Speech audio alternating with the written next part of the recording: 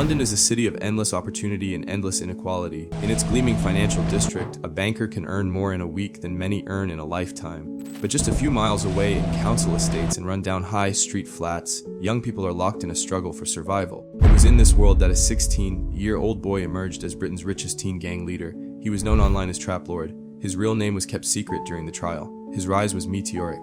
His fall was equally spectacular. This is the story of how Snapchat helped build a teenage criminal empire and how it became the teen's undoing.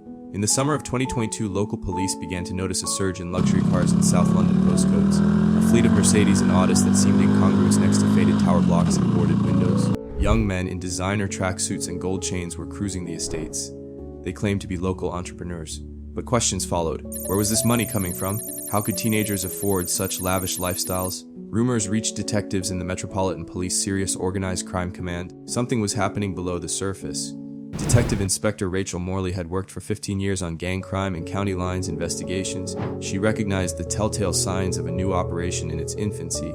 Drugs were often the currency, control came through fear, and technology offered a way to advertise power without showing a face. On Snapchat, a new account had emerged under the name Trap Lord Official. It featured videos of a masked young man counting thousands of pounds in cash, driving sports cars, and ordering VIP tables in private clubs.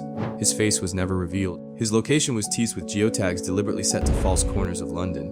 But his signature golden skull ring appeared in every clip. Within weeks, Trap Lord Official gained tens of thousands of followers. Teenage boys from across the city shared and reshared his content. Girls snapped selfies beside his cars. Local youths aspired to his image of power and wealth, and that is exactly what the boy wanted.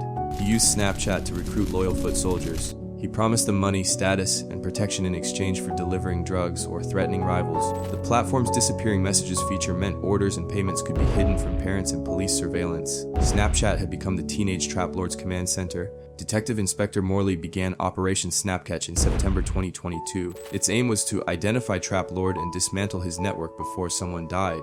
The first step was online surveillance. Undercover detectives created their own Snapchat profiles and infiltrated Trap Lord's circle. They posed as teenage dealers eager to work for him. They gathered the boy's encrypted phone number and tracked his delivery runners on the streets. It quickly became clear that his operation was more organized than most county lines. Instead of a single mobile phone, Trap Lord used a rotating fleet of disposable handsets.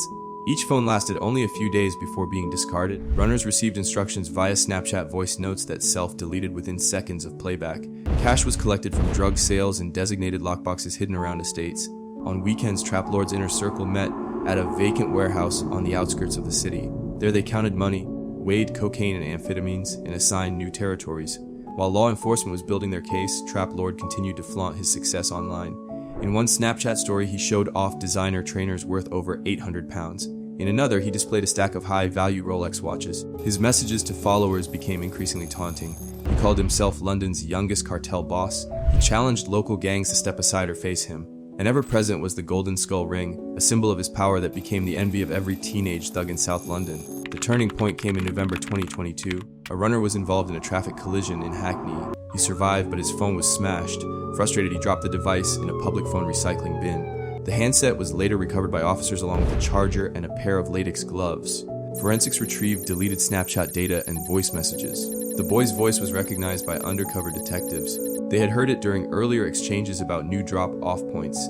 This was the first solid link between the masked Snapchat persona and a real person. Over the next 2 months, detectives gained warrants to tap phone lines and monitor CCTV at the warehouse and various meeting places.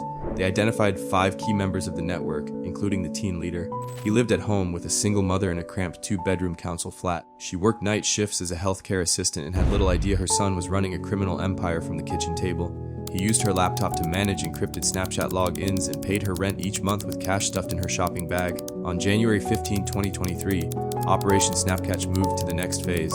Coordinated raids were planned at dawn. Armed officers stormed the warehouse, arrested the 5 suspects, and seized more than 200,000 pounds in cash, 10 kilograms of cocaine, synthetic cannabinoids, and multiple handguns.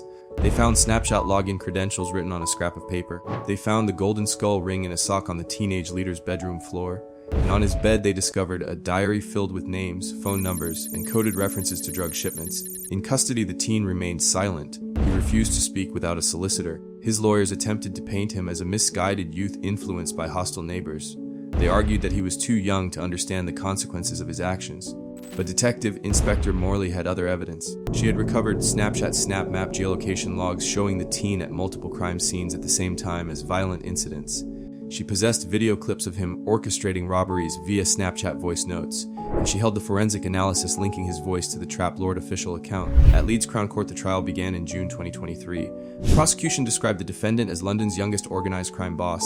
They detailed how he had recruited runners as young as 13 and how he had ordered violence against rivals who resisted his authority. Victims gave victim impact statements. One teenage girl described how she had been threatened after she refused to carry drugs for him. An older rival testified that his life had been in danger when the Trap Lord network tried to kidnap him. The defense attempted to show a troubled childhood. They highlighted the suspect's mother's struggles and his own experiences of bullying at school. They argued that he had been groomed by older criminals who fed him the idea that Snapchat could shield him from law enforcement. But the jury heard the Snapchat voice notes, they saw the video evidence, and they saw the Snapchat story clips in which he boasted of paying ministers and bribing police officers. The evidence was overwhelming. After 2 weeks of testimony, the jury reached a verdict. Guilty on all counts of conspiracy to supply Class A drugs and possession of firearms with intent to endanger life. Sentences were handed down in August 2023. The teen leader received 10 years imprisonment. His 4 accomplices received between 4 and 8 years each. In the dock, he remained stoic. His golden skull ring had long since been submitted as evidence. In a statement outside court, Detective Inspector Morley said this case sent a clear message. Organized crime is no longer the preserve of adults. Young people can be cartel bosses too, and social media platforms that promise privacy and self-deletion are not hideouts for criminals. They are evidence vaults. They record the plan and the execution, and they can be retrieved. Moving forward, the Met began working with Snapchat on tighter cooperation for investigations. They introduced rapid data request procedures so voice notes and location logs can be recovered before deletion. They also launched community outreach programs aimed at teenagers to warn them of the dangers of online criminal personas. Trap Lord official had glamorized the gang lifestyle. Its downfall may help prevent other teens from following the same path. But questions remain. How many other teenage trap lords are out there exploiting social media for crime? How many parents remain unaware of what their children are orchestrating behind locked screens? And how will law enforcement adapt as new platforms emerge promising even more anonymity? One thing is clear. In the digital age, organized crime has changed. It has grown younger and more tech-savvy. Yet technology is a double-edged sword. It offers criminals unprecedented tools to coordinate and conceal. It also offers police unprecedented data trails to expose them. The Snapchat Trap Lord case is a stark reminder that every digital footprint leaves a trace. And every trace can tell the story of a crime. This has been the inside story of Britain's richest teen gang leader, a 16-year-old who thought he could build an empire behind disappearing messages and false geotags. A teenager who wore a golden skull ring as his crown. He fell because he underestimated the power of a recorded voice note. He forgot that Snapchat does not erase history simply by deleting a message, and he believed he was untouchable. But every king falls, especially when his throne is built on pixels and lies.